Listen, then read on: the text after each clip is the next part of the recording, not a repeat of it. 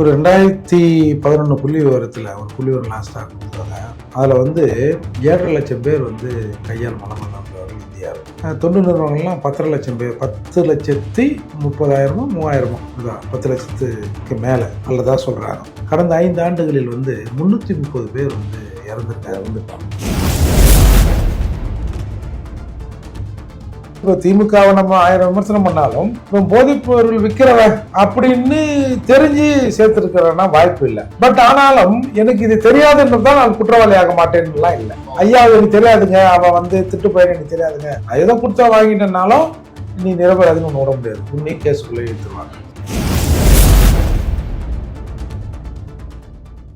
குக்கு செய்திகள் நேயர்களுக்கு அன்பு வணக்கம். இன்றைய சிறப்பு நேர்காணல் நிகழ்ச்சியில நம்மோடு இருந்திருக்கும் சிறப்பு விருந்தினர்கள் திமுகவை சார்ந்த மரியாதைக்குரிய காமாட்சி நாயுடு ஐயா அவர்களும், மேலும் புரட்சி தமிழகம் கட்சியினுடைய நிறுவன தலைவர் லாயர் திரு ஏர்போர்ட் மூர்த்தி அவர்கள் இருக்காங்க. இருவரும் வணக்கம். முனைவர் காமாட்சி நாயுடு ஐயா, நம்ம சொல்றோம் திராவிட மாடல் ஆட்சி, இது இந்தியாவுக்கு முன்மாதிரியான ஆட்சின்னு சொல்றோம். இது 21ஆம் நூற்றாண்டு. ஆனாலும் நம்ம செய்தி தற்போது அண்மை செய்தியா வந்திருக்கிறத பார்க்கிறோம். மனிதனுடைய கழிவை மனிதனே அந்த சுத்தம் செய்யும் அவலம் நடந்திருக்கு. கடலூர் மாவட்டத்துல வீடியோ காட்சிகள் வெளிவந்திருக்கு. எதிர்கட்சிகள் கூட அந்த வீடியோவை சுட்டி காட்டி இந்த பரிணாம வளர்ச்சி அடைஞ்சக்கூடிய இந்த காலகட்டத்திலையும் இது மாதிரியான ஒரு இழுக்கு இந்த சமூகத்துல இருக்கா அப்படின்ற ஒரு கேள்வி கேட்கப்படுது. இல்லை, நான் தெரியாம கேட்குறேன். மிஷினை வச்சு கிளீன் பண்றாங்க. இப்போ இது பண்றது மனித கழிவை போய் அல்லலை, இது அடைச்சிக்கிருச்சு, சுயேஜ் அடைச்சிக்கிருச்சு. சரியா? சுயேஜ் அடைச்சதுனால அதை அடைச்சதை மிஷினை வச்சு கிளீன் பண்ணுறாங்க. அந்த மிஷினை வச்சு கிளீன் பண்ணதுலேயும் வேற ஏதோ போய் கல்லோ போய் நின்றதுனால அந்த மிஷின் உள்ளே போக மாட்டேங்குது. அதனால கீழே இறங்கி அது உள்ள அடைப்பை எடுத்து விட்றாங்க. அவ்வளோதான். இதை மனித கல்வி மனித அல்றான்னு சொல்றது இது முட்டாள்தனமா இல்லையா? ஏன் இந்த மாதிரி எல்லாம் பொய்யான பிரச்சாரத்தை பரப்புறீங்க ஊடகங்கள்ல? நல்லா பாருங்க, அலசி ஆராய்ந்து பாருங்க. என்ன மாநிலங்கள் நடக்குது அப்படின்னா நம்ம சொல்லுவோம், பாத்தீங்களா இது மாதிரியான மாநிலம் நடக்குது, பின்தங்கிய மாநிலமா இருக்கு, எங்க தமிழகத்திலே இப்படி காட்ட இயலுமா அப்படின்னு சொல்லி மாறுதட்டி பேசக்கூடிய உண்மைதான்ப்பா. நாங்க அவங்க கழிவு அல்ல வைக்கல, புரிஞ்சுக்கோ. மனித கழிவு அவங்க ஒன்னும் அல்லல, உடல் முழுக்க அப்படியே உள்ள இறங்கி அவர் இது பண்றாரு. ஆனா உள்ள ஒரு கல்லு விழுந்து அடைச்சுக்கிருச்சு, அதை எடுக்கிறதுனா எப்படி எடுக்க முடியும்? அதுல என்ன கஷ்டம்?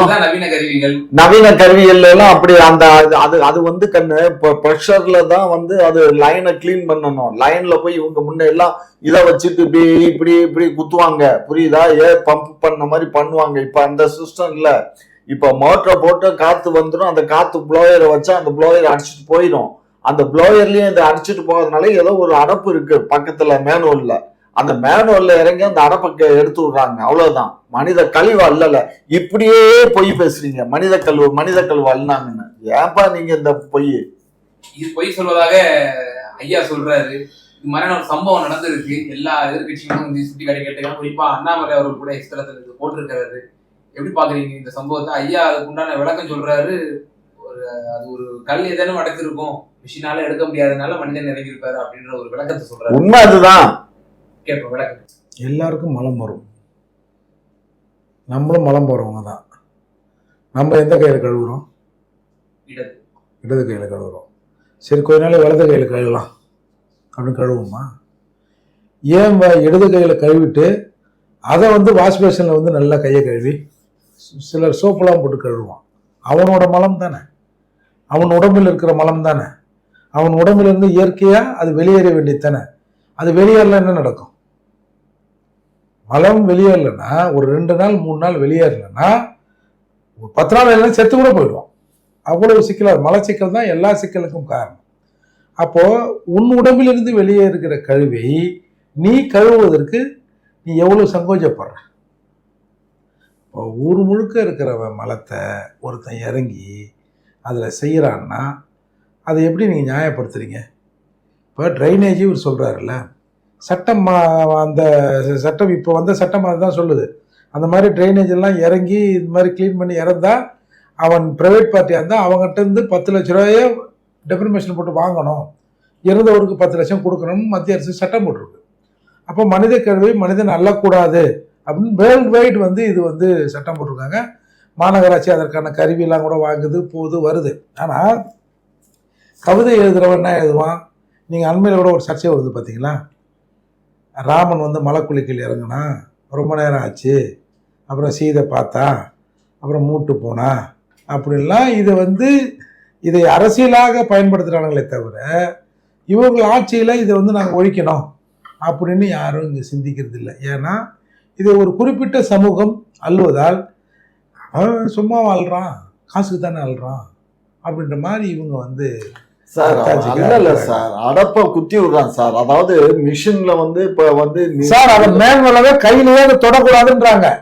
இங்க பாருங்க, நீங்க அந்த ட்ரைனேஜ் மலம் சம்பந்தப்பட்ட அல்லங்க, மலம் ட்ரைனேஜ் மலம் மட்டும்தான் இப்ப ட்ரைனேஜ்ல போகுமா சார்? வீட்டு மலம் போவாதா? வீடு எல்லாம் தான் மலத்து கூட சேர்ந்து தானே போவோம், எல்லாம் கலந்துதான் போகும். அப்புறம் அப்ப அதுக்கு ஒரு அடைப்பு வந்தாக்க அந்த அடைப்பு எடுக்கலைன்னா அந்த தெருவே அந்த ஊரே நாரி போயிருமா இல்லையா? அதுக்குதான் ஏன் மனுஷன் எடுக்கக்கூடாதுன்றான். அதுதான் அவன் பீ அவன் கழுவுறதுக்கே சங்கோச்சப்படுற போது வச்சுதான் பீயா ஒருத்தனை வச்சு எப்படி மிஷின் பக்கத்திலே இருக்கு. அப்ப எப்படி இந்த மரங்கள் நடக்குது நீங்க பாத்துருங்க. மனசாட்சி பாருங்க, மிஷின் அதை பம்ப் பண்ணுது. ஒரே ஒரு சின்ன டிக்கரை போட்டுன்னு உள்ள அப்படியே முங்குறான், முங்கி ஒரு 2 நிமிஷம் 3 நிமிஷம் கழிச்சு வெளியே வந்துறான் சார். அதுக்கு ஒரு மாஸ்க் கூட இல்லை சார். இந்த சும்மா இந்த கடல் ஆராய்ச்சி அந்த ஆராய்ச்சின்னு மாஸ்க்லாம் போட்டு அந்த மாதிரி கூட இல்லை, அந்த மாதிரி வசதியும் இல்லை. நீங்க ட்ரைனேஜ் அந்த ஹோலை பார்த்தீங்கன்னா இவ்வளோ பெருசு தான் இருக்கும். ஒரு ஆள் தான் போக முடியும், 2 ஆள் கூட அந்த ஹோல் உள்ள இறங்க முடியாது. அந்த ஒருத்தன் தான் இறங்கி அதை போய் சரி பண்றான். அதுக்கு ஒரு நவீன கருவியை கண்டுபிடிங்கடா வீணா போனவனுங்களே அப்படின்னு தான் நம்ம கேட்கறோம். என்னென்னோ எதையோ கண்டுபிடிவீங்க சார். இங்க சந்திரன்ல தண்ணிக்குதான் மண்ணுக்குதான் கண்டுபிடிக்கிறான் சார். ஒரு டிரைனேஜ்ல பி அடிச்சுங்க தான் கண்டுபிடிக்க முடியாது சார். மலம் அடைச்சிருக்காங்க. இப்போ உள்ள இறங்குனதை நீங்க கண்டிக்கிறீங்களா? அது அரசினுடைய உத்தரவுப்படி இறங்கக்கூடாது, அது ஒரு அஃபென்ஸ், அப்படி அவரு உட்படுத்தக்கூடாது. அதே மீறி அவர் இறங்கியிருக்காருன்னா அது ஒரு கண்டிக்கத்தக்கது, அது ஒரு பனிஷபிள் அஃபென்ஸ். அது எப்படி பாக்குறீங்க? அது கண்டிக்கத்தக்கது தானே அவர் இறங்கினது. அவர்கிட்ட மிஷினை கொடுத்து இதை போய் கிளீன் பண்ணுன்னு சொல்லி அதிகாரியை அனுப்பிச்சு வச்சிடறான். சானிட்டரி இன்ஸ்பெக்டர் என்ன பண்றாரு, இந்த இடத்துல அடைப்பு இருக்குன்னு சொல்றாங்கப்பா, நீ வண்டி எடுத்துட்டு போய் மிஷினை எடுத்துட்டு போய் அடைப்பை கிளீன் பண்ணிடுன்னு சொல்றாங்க. இவரு மிஷினை எடுத்துட்டு அங்க போய் மிஷினை தயவு செய்து உங்க கவர்மெண்ட்டுக்கு முட்டு கொடுக்குற விஷயமா இதை எடுக்காதீங்க. இது மக்களின் உணர்வு சார்ந்த பிரச்சனை. நான் ஒண்ணும் முட்டு கொடுக்கலங்க, நடந்த நிகழ்ச்சியை சொல்றேன். நீங்க உங்க வீட்டு வாசல் எல்லாம் கார்பரேஷன் அந்த மாதிரிதான் பண்ணுதா? நீங்க கார்ல வரீங்களா? நீங்க பாக்குறதே இல்லை ஆள் அந்த மேனுவல்ல இறங்குறத? நான் பார்த்ததே இல்லை. மேனுவல்ல இறங்கி அவங்க இப்ப எல்லாம் மிஷின் ஆயிடுச்சு. அப்ப உங்க கல்ல தாங்க கோளாறு இல்லங்க. அங்க கடலூர் ஏதோ கல்ல எவனோ தூக்கி போட்டு ஏதோ அடைச்சிருக்கான். அதனாலதான் அது இப்போ அந்த ஏர் பம்ப்ல தள்ளிட்டு போக இல்லை, அது தள்ளிட்டு போகாம அடைச்சு பொங்கி வெளியில வந்திருக்கு. அது வெளியில வந்ததுனால இவனே மிஷினை வச்சுதான் ட்ரை பண்ணியிருக்கான். மிஷினை வச்சு ட்ரை பண்ணல முடியலன்னு உடனே அவனா இறங்கியிருக்கான். யாரும் அதிகாரிகள் இறங்கி அதை கிளீன் பண்ணுன்னு சொல்லல. அந்த இடத்த கிளீன் பண்ணி மிஷின் எடுத்துட்டு நம்மளோட மிஷின் என்ன தெரியுமா, அந்த ஒரு இரும்பு கம்மி மாதிரி இருக்குல்ல, ஜாயின் பண்ணி அதான் உங்க மிஷின்றாங்க. இல்ல சார், அந்த காலத்துல மூங்கில் பெத்த இருந்தது, இல்ல இப்ப அந்த கம்பி இருக்கு. அது இல்ல மூர்த்தி, இப்ப அது தெரியாது. இப்ப என்னன்னு கேட்டீங்கன்னா ஒரு சார் என்ன சார் பம்ப் இருக்கும். அது என்ன மிஷின் தெரியுமா? அது என்ன மிஷின் தெரியுமா? பிரஷர்ல அந்த மேனுவல் நிரம்பிட்டா அந்த தண்ணிய அந்த பீ தண்ணிய சக் பண்ணி அந்த டேங்க்ல ஏத்திக்கலாம். மற்றபடி அடைப்புக்குள்ள ஓட்டுறதுக்கெல்லாம் ஒண்ணும் இல்லை. அடைப்பு எடுக்கிறதுக்கு தான் அந்த இது வச்சிருக்காங்க. இப்ப அந்த பிரஷர் பம்ப் எங்கேயோ 1-2ங்க அது இல்லைங்க. நிறைய இப்ப எல்லா கார்பரேஷன் முனிசிபாலிட்டிலயும் அந்த பிரஷர் பம்ப் வந்துருச்சு. அந்த கார் ஏர் தாங்க, ஏர் ப்ரொடக்ஷன் பண்ணு. அப்ப இவனா போய் விரும்பி அப்ப மிஷின்லாம் வேணாப்பா நானே உள்ள போறேன். இல்ல மிஷினை எடுத்துட்டு போய் ட்ரை பண்ணிருக்கான், அது நடக்கல என்ன ஒண்ணு அவன் இறங்கி பண்ணிருக்கான், அவ்வளவுதான். இல்ல இது சம்பந்தமாக ஒரே ஒரு கேள்வி மட்டும் வச்சிருக்கேன். பல முறை கூட திருமாவளவன் அவர்கள் கூட இது சம்பந்தமா பேசியிருக்கிறாரு. இந்தியாவில மட்டும்தான் இந்த இழிநிலை இருக்கு. ஏதோ ஒரு நம்ம செய்தித்தாள்ல கூட பார்ப்போம், ஏதோ ஒரு இடத்துல கழிவு சுத்தம் செய்ய போற இடத்துல விஷவாயு தாக்கி மரணித்து விட்டார் அப்படின்ற ஒரு செய்தி எல்லாம் பார்த்திருப்போம். இந்தியாவில தான் இப்படி நடக்குதுன்னு சொல்லி பல முறை திருமாவளவன் அவர்கள் பேசியிருக்காரு. இந்த அவலநிலை இது மூவிங் ஃபார்வர்ட் இனி நடக்காது அப்படின்னு சொல்லி நம்மளால உத்தரவாதம் கொடுக்க முடியும். இல்ல, இந்த சிஸ்டத்தை மாத்தணும். அதாவது இப்ப என்னன்னா மேனுவல் போட்டு தான் இப்ப அனுப்புறாங்க. மேனுவல் போடாம இந்த ஓப்பன் இது மேல இப்ப ஃபாரின்ல எல்லாம் என்ன பண்ணிருக்காங்கன்னா பூமிக்கு அடியில தான் போகும். ஆனா அந்த லைனை எந்த இடத்துல வேணும்னாலும் எடுத்து பார்த்துடலாம். காங்கிரீட் ஸ்லாப் போட்டிருக்காங்க, அந்த காங்கிரீட் ஸ்லாபை தூக்கிட்டா அதை போயிடும். அந்த இடத்துல இருந்து அவங்க அதை ப்ரெஷர் கொடுத்து அனுப்பிச்சு விட்டுருவாங்க. அந்த மாதிரி சிஸ்டம் நம்ம அது அவங்க சிட்டியை நிர்மாணியம் பண்ணும்போதே அவங்க அந்த மாதிரி பண்ணிட்டாங்க அமெரிக்காலேயோ மற்ற நாடுகள்ல.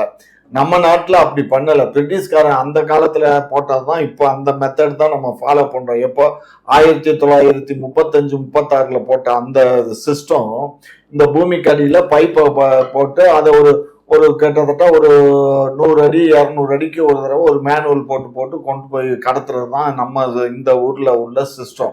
அந்த சிஸ்டம் தான் இப்ப எல்லா இடத்துலயும் போடுறாங்க. இனிமே போடுற புதுசா ஃபார்ம் ஆகிற ஊர்கள்ல இந்த மாதிரி போடும்போது இந்த ட்ரைனேஜ் சிஸ்டத்தை மாத்தி போட்டா நல்லா இருக்கும். இப்போ இது ஊடகங்கள்லாம் கவனம் பெறும். இதன் மூலியமா தமிழகத்துக்கு ஒரு அவப்பேரு இல்லையா? கண்டிப்பா கண்டிப்பா கண்டிப்பா. ஐயோ அது அந்த அவப்பேரு தான். இப்ப நீங்களே ஊடகத்துல கேக்குறீங்களா, இது அவப்பேரு தான். ஒரு யூடியூப் சேனல் பேசுறோம். இப்ப இதே தேசிய ஊடகங்கள் ஏன்னா இப்ப திமுக மீது தேசிய ஊடகங்களோட பார்வை ஒரு மாதிரியா இருக்கும்.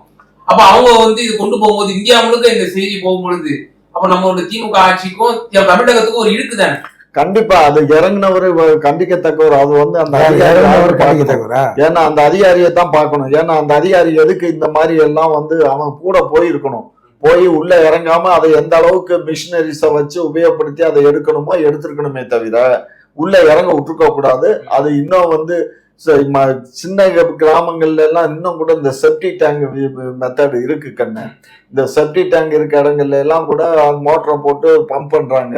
சில இடங்கள்ல அதை உள்ள கசடுகள்லாம் சேர்ந்து போச்சுன்னா அதை அள்ளி வெளியில ஊத்துறதையும் நான் பார்த்திருக்கேன். அதுவும் நிறைய நடக்கத்தான் செய்யுது. எவ்வளவுதான் நம்ம சட்டங்களும் திட்டங்களும் போட்டாலும் 1-2 அங்கங்க நடக்கத்தான் செய்யுது. அதை நம்ம முழுசா நம்ம இந்த கவர்மெண்ட் ஒழிச்சணும்னு நம்ப முடியாது. ஏன்னா government each and every thing பார்வையை செலுத்திக்கிட்டு இருக்க முடியாது. இன்னொரு விவகாரம் பாக்குறோம். ஜாபர் சாதிகள் அவர்களுடைய கூடுதலா ஒரு தகவல் சொல்லணும். ஒரு 2011 புள்ளி விவரத்துல ஒரு புள்ளி விவரம் லாஸ்டா கொடுத்தாங்க. அதுல 7.5 லட்சம் பேர் கையால் மலமல்லவர்கள் இந்தியாவில். தொண்டு நிறுவனங்கள்லாம் 10.5 லட்சம் பேர். 10,30,000 3000 அதான் 10 லட்சத்துக்கு மேலே அல்லதா சொல்கிறாங்க. கடந்த 5 ஆண்டுகளில் 330 பேர் இறந்துட்டான். அதான் இந்த மாதிரி ட்ரைனேஜில் இறங்கி விஷவாயு தாக்கி. அதுக்கு தான் இந்த கையால் மலம் அள்ளுவதை தடை செய்தல் மற்றும் மறுவாழ்வு சட்டம் 2013 ஒன்று போட்டாங்க. எந்த எனி காஸ்ட் இந்த மாதிரி இடத்துல மனுஷன் இறங்கக்கூடாது. அது அரசாங்கம் இல்லாமல் அரசாங்கம் தான் பொறுப்பு. அதுக்கான கையுறை அது இது எல்லாத்தையும் கொடுக்கணும்னாங்க. இது நடைமுறையில் இருக்கான்னு நம்ம ஒன்றும் விளக்கம் சொல்ல தேவையில்லை. எல்லாரும் ரோட்டில் போகிறோம். சென்னையில் குறிப்பாக சென்னையில் நம்ம ட்ரைனேஜ் வெள்ளத்தை நம்ம பார்க்குறோம். நம்ம தெருக்களில் ட்ரைனேஜ் வெள்ளத்தை பார்க்குறோம். அவர்கள் இயல்பான நிலை எல்லாருக்கும் தெரியும். ஐயா மாதிரி நான் போய் சொல்லலாம் விரும்பலை. அதால் பார்க்குறவங்களுக்கே தெரியும் நம்ம அரசு. ஆனால் இதை அரசியலாக பயன்படுத்தும் அறிவாளிகள். இந்த பெரியாரின் பேரன்கள்னு சொல்லிட்டு ட்ரைனேஜ் மலம் அள்ளுவது கொஞ்ச நாளைக்கு பிராமணன் அல்ல விட்டா சரியாயிடும். ஆமா அதில் ரிசர்வேஷன் வைக்கலாம். ஏன்னா முட்டா பயிர்களா கையால் மலம் அள்ளக்கூடாதுன்னு சட்டம் இருக்குடா. அதுக்கான எக்யூப்மெண்ட்டை வாங்குங்கடா. சந்திரனில் தண்ணிக்கு தானே கண்டுபிடிக்கிறீங்களா, இதை கண்டுபிடிக்கிறதுக்கு ஒரு மிஷினை வாங்குங்கடான்னா அதில் ரிசர்வேஷன் வை, அதில் ராமனை வை, அதில் சீதையை வை, அதில் ஐயரை வை. இந்த மாதிரி வியாக்கியானம் பேசுகிற நாட்டில் நம்ம இருக்கிறோம் சார். தமிழ்நாட்டில் கேவலம் முடிச்சவங்க சார் இவங்களுக்கு என்ன சொல்றது. இவங்களை பேசுறதெல்லாம் ராமாயணம், படிக்கிறது ராமாயணம், இடிக்கிறது பிள்ளையார் கோயில்ன்ற மாதிரி இவங்க பண்றது நம்ம என்ன சொல்றது. அதே போல சார் இப்போ ஜாஃபர் சாதிக் அவர்களோட விவகாரம் இப்ப அதுவும் செய்திகள் வந்தவண்ணமா இருக்கு. நேஷனல் மீடியாஸ் ஒரு மாதிரியும் நம்மளுடைய உள்நாட்டு செய்தியும் தமிழ்நாட்டினுடைய செய்தி நிறுவனங்கள் ஒரு மாதிரி செய்திகள் ஒளிபரப்பிட்டு இருக்காங்க.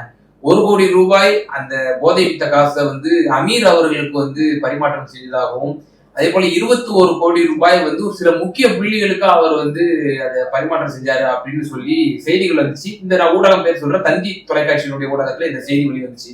இதுக்கு அமீர் அவர்கள் மறுப்பு தெரிஞ்சிருக்காரு. நான் அந்த மாதிரியே நான் 1 கோடி யாட்டி வாங்கல சட்டவிரோதமா அப்படின்ற விஷயத்த அவர் மறுப்பு கொடுத்திருக்கிறாரு. மேலும் என்சிபி அவர் வாக்குமூலம் கொடுத்ததாக ஜாபர் சாதிக் அவர்கள் என்சிபியிடம் வாக்குமூலம் கொடுத்ததாக தந்தி டிவில நம்ம செய்திகளை பார்த்தோம். மேலும் நேஷனல் மீடியாஸ்ல செய்தி நிறுவனங்கள் போட்டாங்க செய்தியா. என்ன போட்டாங்க அப்படின்னா இந்த மாதிரி குறிப்பா உதயநிதி அவர்களிடமே இந்த வித்த காசை அவர் பரிமாறியதாக செய்திகள் போட்டாங்க. அப்படின்னு அவர் வாக்குமூலம் கொடுத்தாரு அப்படின்னு சொல்லி அதாவது உண்மைத்தன்மை ஊர்ஜிதப்படாத இந்த சமயத்துல ஏன் இப்படியான செய்திகள்லாம் வந்து ஊடகங்கள் கசிய விடுதுங்கிற ஒரு கேள்வி இருக்கு. உதயநிதி கிட்ட போய் நான் அந்த மாதிரி மெத்து வித்தேன், இந்தாங்க இந்த காசு அப்படின்னு கொடுக்கறதுக்கு அந்த மாதிரி கொடுத்துருக்க மாட்டார். அவரும் அந்த மாதிரி வாங்கியிருக்க மாட்டார். மெத்து வித்ததில் வந்த பணத்தை இப்போ ஒருத்தன் திருடிட்டான். இப்போ வந்து ஐயா கிட்ட ஒருத்தன் வந்து, ஐயா என்னையா எப்படியா இருக்கீங்க, நல்லா இருக்கீங்களா ஐயா, என்னையா கையில் மோதிரம் எல்லாம் வாட்ச் இல்லை, இந்தாங்க ஐயா அன்பளிப்பா, நம்ம ஆள் நீங்கள், உங்கள் சங்கத்தில் நான் இருந்தேன் அப்படின்னு ஒரு மோதிரத்தை கொடுக்குறான். தலைவரை வந்து ஒரு குஷிப்படுத்துவது. ஆமாம் கொடுக்குறான். ஐயாவும் வாங்கி போட்டுக்கிறாரு. பத்தியா இப்ப தெரிஞ்சுதான் சொல்றாரு. இந்த வாட்சு அந்த மாதிரி என் தொண்டை கொடுத்ததுதான். ஏங்க இதெல்லாம் தெரிஞ்சுதான் சொல்றீங்களா? இல்லை, கடைசியில் அவன் திட்டு பேல இருந்திருக்கான். அவன் திருடி மாட்டான்னு வச்சுங்க. டேய் எங்கடா அந்த வீட்டில் வாட்சி மோதிரம்லாம் எங்கடான்னா, ஐயா கிட்ட தான் கொடுத்துருக்கேன் அப்படின்னு கொடுக்குற மாதிரி தான் இது. வந்து இப்போ திமுகவை நம்ம 1000 விமர்சனம் பண்ணாலும் இப்போ போதைப் பொருள் விற்கிறவன் அப்படின்னு தெரிஞ்சு சேர்த்துருக்கிறன்னா வாய்ப்பு இல்லை. பட் ஆனாலும் எனக்கு இது தெரியாதுன்னு தான் நான் குற்றவாளி ஆக மாட்டேன்னுலாம் இல்லை. ஐயா எனக்கு தெரியாதுங்க, அவன் வந்து திட்டு போயிரு எனக்கு தெரியாதுங்க, நான் ஏதோ கொடுத்தா வாங்கிட்டேன்னாலும் நீ நிரபராதின்னு ஒன்று விட முடியாது, உன்னையும் கேஸுக்குள்ளே இழுத்துருவாங்க. அதே போல காயலாங்கடையில வந்து திருட்டு பொருளை வந்து போட்டுருவாங்க. அப்போ அவர்களும் வந்து ஒன் ஆஃப் தி அக்யூஸ்டா வந்து ஆக்கப்படுறாங்க. சேட்டுகள் எல்லாத்தையுமே நகையை வச்சிருவான். அந்த மாதிரி தான் இது. அதால இது வந்து ஆரம்பத்திலே சொன்னாங்க, ஜாஃபர் சேதிக்கின் சவகாசம் கேடா நட்பு கூடா நட்பு கேடா முடியும்னு அவங்க அப்பா தாத்தா சொன்ன வாசனம் அது. அது வந்து அவங்க அப்பா சொன்னாரா என்னன்னு தெரியல. இன்னைக்கு இவர்கிட்ட வந்து நம்ம அப்போதே தலைப்படா சொன்னோம், இந்த விசாரணை என்பது உதயநிதி குடும்பம் வரை நீடிச்சா தமிழ்நாடு தலைகுனிய வேண்டி இருக்கும்னு. மேபி அந்த பணம் அவன் ரெக்கவரி காட்டணும்ல, இவ்வளவு பணம் வித்தா இவ்வளவு பணம் இங்க போச்சு அங்க போச்சுன்னு. அவன் பொய்யா சொன்னா கூட அதுக்கு ஒன்றும் இப்போ கருப்பு மணிக்கு என்ன ஆதாரம் இது, நான் இன்னார்கிட்ட தான் கொடுத்தேன் இன்னார் கொடுத்தேன், ஒரு அக்யூஸோட அந்த கன்ஃபெஷன் ஸ்டேட்மெண்ட் தானே. அதால இது வந்து நமக்கு அசிங்கம் தான். திரு காமாட்சி, நீங்க எப்படி பாக்குறீங்க? நேஷனல் ஊடகங்கள்லாம் வந்து ஒரு மாதிரியா செய்தி போடுறாங்க, குறிப்பா திமுகவுடைய அந்த ஆளும் வர்க்கத்தை ஒட்டி இந்த செய்தி போடுறாங்க. அதாங்க இதுல அமீர் அவர்களும் இருக்கிறாங்க, அமீரும் மறுப்பு கொடுத்திருக்காரு. அதாவது நேஷனல் மீடியா எல்லாமே திராவிட முன்னேற்ற கழக ஆட்சிக்கு எதிராக தான். அதுக்கு காரணம் என்ன பேசுறோம்? வீட்டம்மா வரைக்கும் அவன் வந்து சினிமாவில வந்து அவன் இன்வெஸ்ட் பண்ணிருக்கான், வீட்டம்மா வரைக்கும் போகுது அந்த ஃபங்க்ஷனுக்கு. அப்ப சந்தேகம் வருமா வராதா சார்? நீங்க நான் வந்து ஜாஃபர் சாதிக்கிட்ட நீங்க தெரிஞ்சு வாங்கினீங்கன்னு நான் சொல்லல சார், தெரியாம வாங்கியிருந்தாலும் தப்பு தான் சார். தப்பு தான். இப்போ உங்களை நான் ஒன்னும் சொல்ல வரலங்க, நாங்க பேசிக்கிட்டு இருக்கேன், கொஞ்சம் பொறுமை காத்துருங்க. சும்மா நேஷனல் மீடியா வந்து எங்களுடைய ஆட்சியையும் எங்களையும் தவறாக சித்தரிப்பது, அவர்கள் ஆளுகின்ற பிரதமரிடம் நல்ல பெயர் வாங்கிக்கிற வேண்டியதுக்காக, அவருடைய கண் பார்வை பட வேண்டும் என்பதற்காக எங்களை தூற்றுகிறார்கள். அதை பற்றி எங்களுக்கு கவலை இல்லை. உண்மையான குற்றவாளி யார் என்பதை சிபிஐயில் வழக்கு இருக்கிறது, அந்த என்சிபி அவரிடம் வழக்கு இருக்கிறது, அவர்கள் கண்டுபிடிப்பார்கள். அப்படி நாங்கள் குற்றவாளியாக இருந்தால் அதுக்கு என்சிபி தானே சொல்லித்தானே இது வெளியில வருது. என்சிபி சொல்லலைங்க, என்சிபி எல்லாம் தான் சொல்லும். அதான் என்சிபி சொன்னதாக சகோதரர் சொல்றாங்க. ஆனா மூடெல்லாம் தகவல் சொல்றாரு. தந்தி டிவியினுடைய ஒரு செய்தி தொகுப்புல பார்க்கும்போது மூடெல்லாம் சொல்றாங்க, சில முக்கிய புள்ளியிலும் பரிமாறியதாக செய்தி வருது. சார் வாய்ப்பு இருக்குதான் சார். இப்ப ஜாபர் சாதிக்கு வந்து ஐயாவுக்கு தெரிஞ்சுதான்னு வச்சுங்க, ஐயாவுக்கும் கொஞ்சம் காசு கொடுத்தாங்க. வெள்ள நிவாரண நிதிக்கு அவன் தான் டிடி எடுத்து வந்து கொடுத்தாங்க. அது வேறங்க, வெள்ள நிவாரண நிதி கொடுத்தது வேறங்க. ஆமா சரி, இப்ப பர்சனலோட கொடுத்துருக்காங்க சார். இப்ப அமீர்கிட்ட கொண்டு போய் ஒரு திரைப்படம் எடுக்கணும்னு கூட கொடுத்துருக்கலாம், ரூபா கொடுத்துருக்கலாம். அவன் பார்ட்னரை சேர்ந்து கூட சினிமா தயார் பண்ணிருக்கலாம். அதே மாதிரி மிஸ்ஸஸ் கிட்ட ஏமா இதுக்கு இப்ப நீங்க ஒரு படத்தை டைரக்ட் பண்ணுங்கன்னு சொல்லி ஒரு அட்வான்ஸ் கொடுத்துருக்கலாம். அந்த படம் போதைப் பொருள் வித்த படம் என்று சொன்னால் இதை வாங்கிய கூட்டத்திற்கு இவர்களும் குற்றவாளியாக சேர்க்கப்படுவார்கள். தெரியாம சொன்னார் ஐயா அவர்கள்.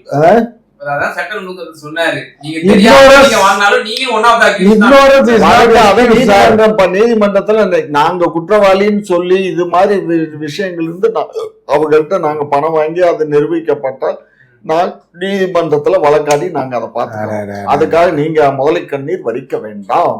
முனைவர் காமிச்சு நிறைவான உங்களோட கருத்தை பதிவு செய்யுங்க. மீண்டும் ஒரு சர்ச்சை, அமைச்சர் பொன்முடி அவர்கள் ஒரு மேடையில பேசுறாரு, நான் ஹை ஸ்கூல் படிக்கும் பொழுது 16 ஆண் பசங்க நாங்க வந்து இருந்தோம், ஒரே ஒரு பெண் பிள்ளை தான் வந்து என் கூட படிச்சிச்சு அப்படின்ற ஒரு விஷயத்த சொன்னார். அவர் சொன்ன அந்த நோக்கம் என்பது வேறு. அந்த அளவுக்கு தான் வந்து பெண்களுடைய அந்த கல்வி ஸ்ட்ரென்த் அவ்வளவுதான் இருந்துச்சு அப்படின்ற விஷயத்த அவர் மேற்கோள் காட்டினாரு. ஆனால் நான் படித்த ஸ்கூல்ல இப்ப பாக்குறோம், ஸ்ட்ரென்த் பார்த்தோம் அப்படின்னா ஆண்களை விட பல மடங்கு பெண்கள் உயர்ந்திருக்காங்க. இதுதான் திராவிட மாடல் ஆட்சியுடைய சாதனைன்னு சொல்லி அவர் ஒரு தொனில பேசி அமர்ந்து விடுகிறார். பிறகு மைக்கை எடுத்த உங்களுடைய மூத்த முன்னோடி பொதுச் செயலாளர் துரைமுருகன் அவர்கள் அவர் உண்டான அந்த பாணியிலேயே அவர் பேசும்பொழுது சொல்கிறார், அவர்களுக்கு வந்து கொடுப்பனை இல்லை, இதுக்கெல்லாம் முகராசி வேணும். நான் வந்து பிஎல் படிக்கும் பொழுது 32 பெண்மணிகள் என்னுடன் படித்தவர்கள்.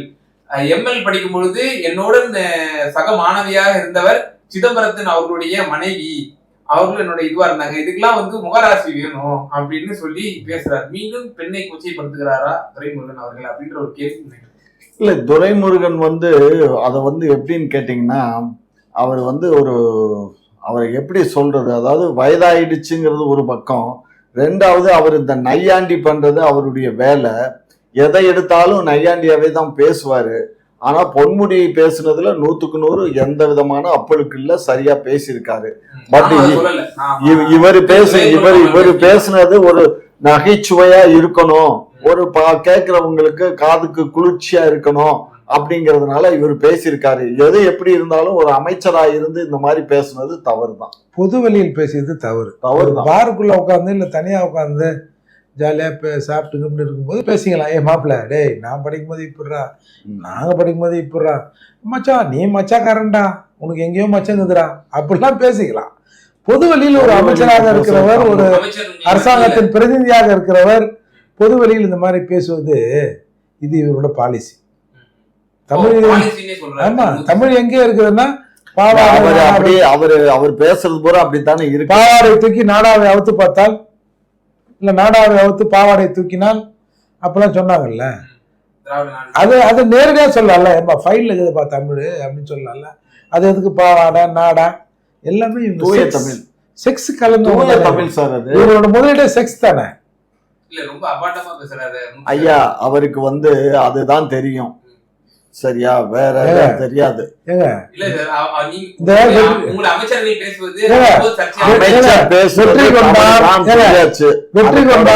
வெற்றி கொண்டாடு, தீப்பொறி ஆறுமுகம், வன்னை ஸ்டெல்லா, இவங்க எல்லாம் யாருங்க? ஏங்க இப்ப அந்த பாவாடை தூக்கி பாருன்னு சொன்னது யாருங்க சொன்னா? வன்னை ஸ்டெல்லாவா? இல்ல இது நம்ம வெற்றி கொண்டாட பேசினாரு?